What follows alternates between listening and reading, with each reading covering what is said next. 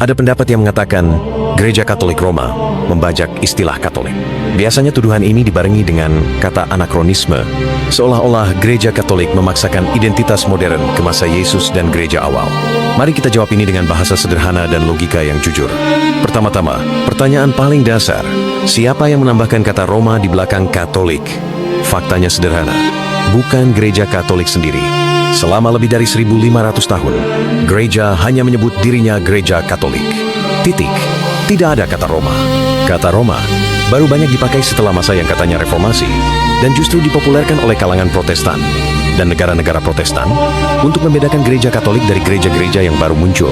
Jadi secara jujur harus diakui, kata Roma itu label dari luar, bukan nama asli yang dipilih gereja Katolik. Kalau ada yang menuduh gereja Katolik membajak istilah Katolik, pertanyaan baliknya sederhana. Mengapa yang menambahkan kata Roma sebagai pembatas justru pihak lain? Kedua, soal bapak-bapak gereja. Sering dikatakan bahwa mereka bukan Katolik Roma. Tentu saja, pada zaman mereka juga belum ada Protestan dan belum ada denominasi modern. Gereja Katolik tidak mengklaim bahwa mereka itu Katolik Roma abad ke-21. Yang diklaim adalah para bapak gereja adalah bagian dari gereja yang sama secara sejarah. Dari contoh ini jelas ya, bahwa logical fallacy terletak di penambahan kata Roma. Ironisnya, justru banyak para polemikus mengutip tulisan bapak gereja, tetapi menolak gereja yang mereka hidupi. Contohnya, menolak gereja dengan uskup, sakramen, liturgi, dan kesatuan. Ini seperti ingin mengaku anak kandung, tapi menolak rumah, keluarga, dan tradisi orang tua sendiri. Ketiga, soal klaim bahwa gereja didirikan oleh Yesus. Gereja Katolik tidak pernah berkata Yesus mendirikan gedung Vatikan. Yang dikatakan adalah, Yesus mendirikan gereja, lalu gereja itu berjalan dalam sejarah. Kalau kita menolak bahwa gereja itu berlanjut, pertanyaannya sederhana. Kemana perginya gereja yang Yesus dirikan? Lalu, soal Alkitab. Sering disalahpahami ketika Katolik berkata, tanpa gereja, dunia tidak punya Alkitab. Ini bukan klaim sombong, tetapi fakta sejarah. Pada awalnya, tidak ada Alkitab seperti sekarang. Yang ada adalah tulisan-tulisan para rasul yang dibaca dalam ibadah gereja. Gerejalah yang menilai, menjaga, dan menetapkan kitab mana yang benar-benar termasuk kitab suci. Tanpa gereja yang hidup dan berdoa, kita bahkan tidak tahu kitab mana yang harus disebut Alkitab. Mengakui peran gereja ini bukan anakronisme, tetapi justru penolakan terhadapnya yang tidak jujur secara sejarah. Kesimpulannya begini, menuduh Katolik membajak istilah Katolik, sambil menambahkan kata Roma, dan sambil menolak banyak ajaran gereja mula-mula, itu bukan kritik sejarah, tapi itu konflik identitas. Katolik tidak membajak, Katolik mewarisi. Anakronisme sejati tidak mengakui kesinambungan, melainkan memutus sejarah, pilih-pilih yang cocok saja lalu mengklaim diri sebagai bagian gereja mula-mula. Aku percaya akan Roh Kudus, Gereja Kristus yang kudus, persekutuan para kudus, pengampunan dosa, kebangkitan badan, kehidupan yang kekal.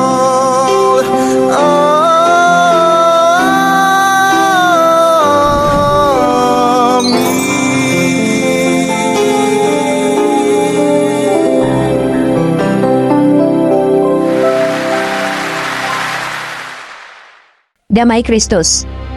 Kapan istilah Gereja Katolik Roma muncul? Gereja Katolik adalah gereja yang sejatinya merupakan suatu persekutuan penuh dengan tahta suci di Vatikan yang terdiri dari 24 gereja partikular sui iuris, yaitu gereja Latin dan 23 gereja Katolik Timur.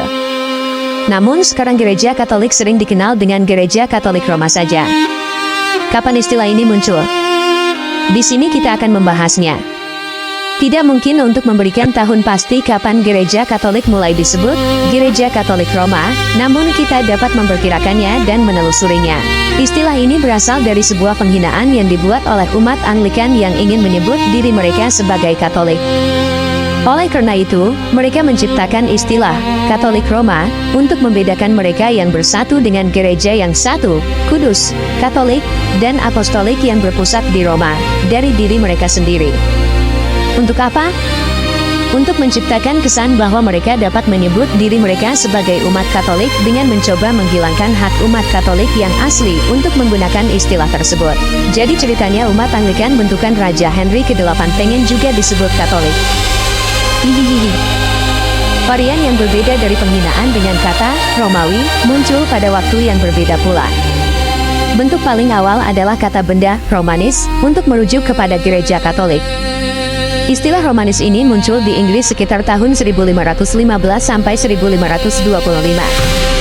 Lalu selanjutnya berkembang kata sifat Romish yang berarti mirip dengan segala sesuatu yang dilakukan atau diyakini dalam gereja Katolik. Istilah Romish ini muncul sekitar tahun 1525 sampai 1535. Kemudian sekitar tahun 1595 sampai 1605, muncul istilah Katolik Roma untuk merujuk kepada gereja yang satu, kudus, Katolik dan Apostolik yang berpusat di Roma. Tak lama kemudian muncul lagi kata kerja, to Romanize, yang artinya menjadikan seseorang menjadi Katolik atau menjadikan seseorang Katolik, yang muncul sekitar tahun 1600 sampai 1610. Antara tahun 1665 dan 1675, dari gereja Anglikan bentukan Henry ke-8 ini, kita mendapatkan kata benda Romanisme, yang berarti sistem kepercayaan dan praktik Katolik. Lalu akhirnya kita mendapatkan istilah baru yang permanen digunakan di Inggris sekitar tahun 1815 sampai 1825, kata benda Katolik Roma, yang merupakan sinonim dari Romanisme sebelumnya. Penghinaan serupa juga muncul terhadap kata paus. Sekitar tahun 1515 sampai 1525, kaum Anglikan menciptakan istilah papist dan kemudian kata turunannya menjadi papism. Kemudian dengan cepatnya pada tahun 1520 sampai 1530 muncul kata sifat popis. Berikutnya muncul istilah popery pada tahun 1525 sampai 1535, kemudian kata papistry pada tahun 1540 sampai 1550, dengan kata sifat turunan selanjutnya papistikal dan papistik. Sumber Random House Webster's College Dictionary, edisi 1995. Penghinaan yang kompleks dan masif ini begitu terbuka saat itu sehingga menunjukkan betapa besarnya kebencian yang dimiliki umat Protestan Anglikan Inggris terhadap gereja yang satu, kudus, Katolik, dan Apostolik. Tidak ada lembaga agama lain, mungkin tidak ada kelompok lain, bahkan kelompok nasional atau ras yang memiliki penghinaan yang begitu besar terhadap kekatolikan di dalam peristilahan bahasa Inggris, seperti yang dilakukan Anglikan terhadap gereja Katolik. Bahkan saat ini begitu banyak orang Katolik yang tidak mengetahui asal-muasal istilah-istilah ini. Di lain pihak, begitu banyak umat Protestan tidak dapat menahan diri untuk mengatakan Katolik tanpa mengkualifikasinya, menggantinya, atau mengubahnya dengan istilah-istilah penghinaan. Sumber www.catholic.com. When did the term Roman Catholic Church first come into being? Bayangkan sebuah kota sunyi setelah Paskah Yerusalem, rumah-rumah sempit, jalan berbatu, dan sekelompok kecil murid yang baru saja melihat guru mereka bangkit dari kematian. Mereka belum tahu bahwa dari kota kecil inilah sejarah dunia akan berubah. Ketika kita melihat gereja Katolik hari ini, kita sering lupa bahwa semuanya berdiri di atas jejak para rasul yang mengajar sambil dikejar, membaptis sambil bersembunyi, dan mendirikan komunitas sambil mempertaruhkan nyawa. Di antara mereka, nama yang paling menonjol adalah Petrus. Setelah kebangkitan Yesus, Petrus berdiri sebagai pemimpin para rasul. Ia yang berbicara pada hari Pentakosta, ia yang memutuskan penggantian Yudas, dan ia yang memberi arah bagi jemaat perdana. Di Yerusalem, Yakobus memimpin komunitas kecil yang setiap harinya hidup di bawah bayang-bayang otoritas bait suci dan tentara Romawi, selalu diawasi, selalu dicurigai. Namun setelah Yerusalem dihancurkan Romawi tahun 70, komunitas Kristen terpaksa terpencar. Dari diaspora inilah Injil mengalir keluar, menuju Asia Kecil, Suriah, dan seluruh kekaisaran. Lalu di utara, di kota perdagangan bernama Antioquia, para pengungsi dari Siprus dan Kirene mulai berbicara tentang Yesus. Kisah Para Rasul 11 ayat 19 sampai 20. Tidak ada rencana misi formal, hanya hati yang menyala. Disinilah sebuah istilah baru lahir, yaitu istilah orang Kristen, pengikut Kristus. Dalam catatan sejarah Eusebius, Historia Ecclesiastica, setelah misi di wilayah Yudea, tradisi kuno mencatat bahwa Petrus bergerak menuju Antioquia, tetapi pemimpin pertamanya di Antioquia adalah Evodius, lalu Ignatius, martir besar yang menulis surat-surat yang sampai kini dibaca dunia. Ketika gereja Yerusalem mendengar kabar tentang pertumbuhan Antioquia, mereka mengutus Barnabas, yang kemudian mengajak seorang bekas penganiaya gereja, yaitu Paulus. Dari Antioquia, dua tokoh ini memulai perjalanan perjalanan yang akan mengubah dunia. Dalam catatan Eusebius di Historia Ecclesiastica, sementara Antioquia berkembang, Petrus mengutus muridnya, Markus, ke Mesir. Bayangkan, Markus berjalan di antara kuil-kuil besar Alexandria, berbicara tentang seorang tukang kayu dari Nazaret yang bangkit dari antara orang mati. Lalu Alexandria pun menjadi pusat teologi terbesar di dunia kuno. Lalu dalam tradisi tak terbantahkan dari abad pertama dan dicatat oleh Eusebius, menyatakan bahwa Petrus pergi ke Roma dan wafat di sana. Alasannya jelas, Roma adalah pusat dunia. Bila Injil hendak menjangkau seluruh bangsa, ia harus sampai ke jantung kekaisaran. Di Roma, Petrus mengajar secara bawah tanah, di rumah-rumah, di ruang bawah tanah, dan di katakombe, tempat aman dari operasi tentara Nero. Lalu, Paulus tidak berangkat ke Roma karena rencana misi pribadi. Ia ditangkap, dan sebagai warga negara Romawi, ia menuntut pengadilan langsung di Roma. Rencana ilahi membawa dua pilar gereja itu ke kota yang sama.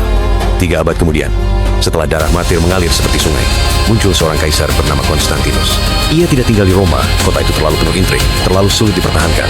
Ia membangun Konstantinopel, kota baru yang kelak menjadi pusat kekristenan timur. Dan pada konsili Chalcedon 451, dunia Kristen menyadari gereja kini berakar di 5 pusat besar, yaitu Yerusalem, Antioquia, Alexandria, Roma, dan Konstantinopel, yang disebut Pentarki. Terima kasih sudah menonton Berkah Dalam. Tahukah kamu bahwa simbol ikan yang sederhana ini pernah menjadi kode rahasia yang menyelamatkan nyawa? Mengapa harus rahasia? Mungkin kamu harus nonton video saya sebelumnya mengenai penganiayaan umat Kristen pada masa Romawi kuno. Pada masa penganiayaan kekaisaran Romawi, umat Kristen tidak bisa menyatakan iman mereka secara terbuka. Tapi mereka punya cara cerdas dengan kode rahasia, yaitu gambar ikan. Dalam bahasa Yunani, ikan adalah ichthys, yang juga merupakan singkatan dari Yesus Kristos Theo Ios Soter. Artinya, Yesus Kristus, anak Allah, juru selamat. Secara diam-diam, saat dua orang bertemu, mereka bisa menggambar setengah ikan di tanah. Jika yang lain melengkapi gambar itu, mereka tahu kita seiman. Fungsi lainnya adalah untuk menandai tempat pertemuan rahasia, simbol yang diukir di makam orang Kristen dan digunakan di barang-barang rumah tangga seperti cawan dan lampu minyak sebagai pengenal iman. Apakah ada penemuan arkeologis tentang ini? Tentu ada.